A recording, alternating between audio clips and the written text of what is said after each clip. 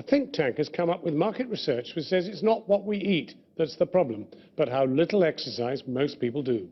The Institute for Economic Affairs claims the amount of calories we're consuming is going down, but so is the amount of physical activity.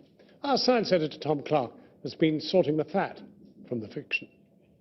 Most of the blame for our ever-increasing waistlines is lumped onto what we eat.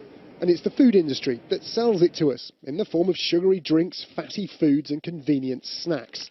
But a new report from the free market think tank, the Institute of Economic Affairs, argues the industry is being unfairly bullied. Government data, it points out, shows we're now eating less rather than more. The official statistics look at calories from all sources, so that's sugars, carbohydrates and fat. What they show is back in 1974, the average person was eating about 2,500 calories a day. But by 2012, that number had gone down to less than 2,000 calories.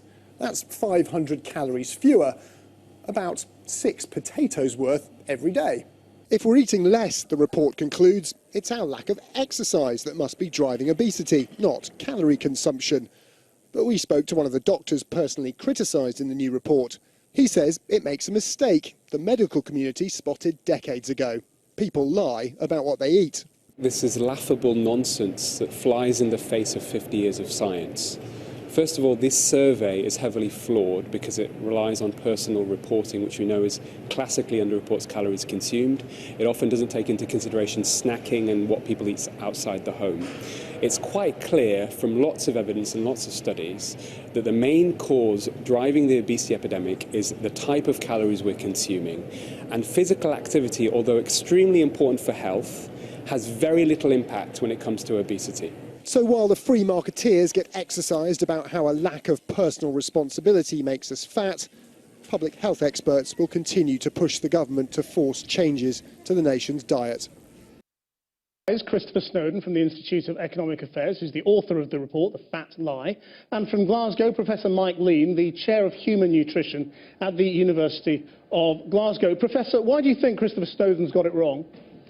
I think your news clip that you had a few minutes ago was spot on. This is a type of analysis which we who know about obesity and public health realised was a failure to understand the data decades ago. There are several reasons for that. One is the simple fact that the surveys referred to don't actually measure what people eat. It doesn't measure the food consumption. The older surveys measure mainly what people were buying and bringing into their homes. And it didn't include foods eaten outside the home. So people forget and lie. You immediately get a mismatch between the data, the old data, and the new. They're measuring different things. The issue about lying, that's a word sociologists use. We call it misreporting. And this is something which happens absolutely across the globe, not just in the UK. And it's very consistent that overweight and obese people with weight problems underreport what they're actually consuming. Okay. In fact, if you ask people, would you tell the truth about what you're eating? Overweight and obese people say, no, we would actually lie, we will tell you untruthful information. And once they've lost weight, with the help of all the things we can do, they will actually say, well, we never did tell the truth when we were obese or overweight. Who would? Right.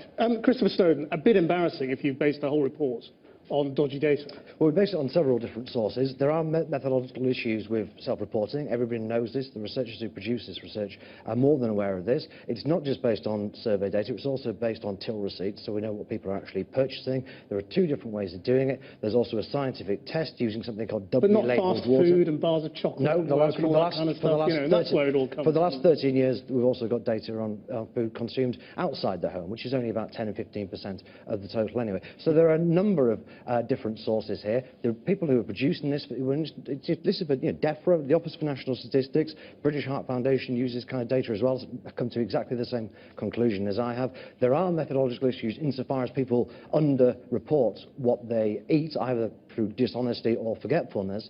The question is, if you're looking at the trend, which I'm saying has been going very strongly down for the last 40 years, is not whether people underreport, they do. It's about whether they underreport a lot more now than it did in the past. And the reason you've written this, let's just be clear, is because you don't want interventions into the market, do you? I mean, you don't want the food industry to be penalised by regulation.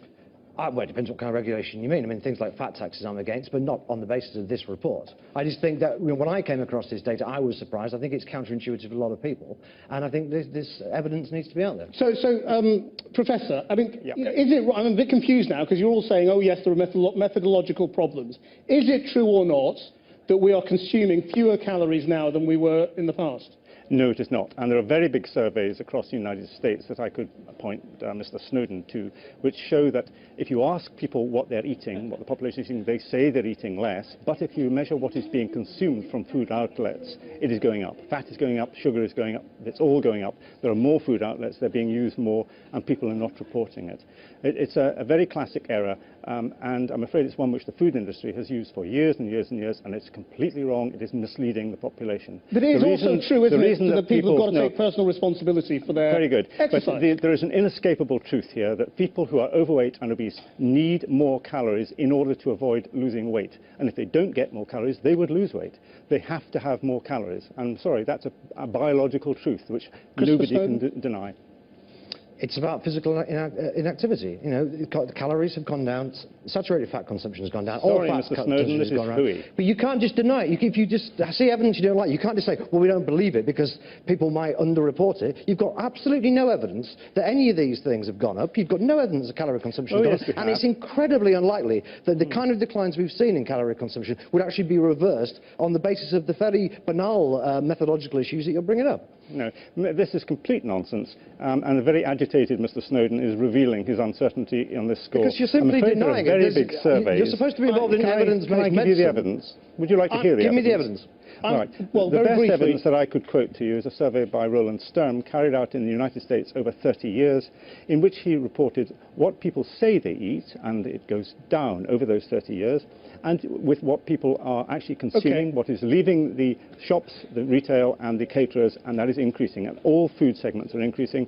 The fat, the carbohydrate, the protein, and the sugar are all increasing. He even broke down the types of fats, the oils, the butters and such like. They're all increasing because I'm afraid this methodological flaw which you refer to is not trivial. It is absolutely consistent, and the more people become overweight, as they are in the population, the more they underreport. 50% of people intentionally misreport what they eat. And that's not something we should criticise them for. It's a fact. You cannot do that type of research. I've got to ask you as well, though. I mean, you know, people are wondering where the Institute for Economic Affairs gets its funding. Are you getting funding for this report or for anything else from the food industry? Don't get any funding for any specific report from any industry. But I don't know. As a broad organisation, do you get funding from the food industry? I don't know, quite possibly. It's a broad church. You can, by all means, assume that we do if it's going to help us move on to issues of substance. Well, it's a substantive point because it's not a substantive point. It could influence what you're researching and what in which case I would say, don't trust me, trust the British Heart Foundation, trust DEFRA, trust the Office of National Statistics.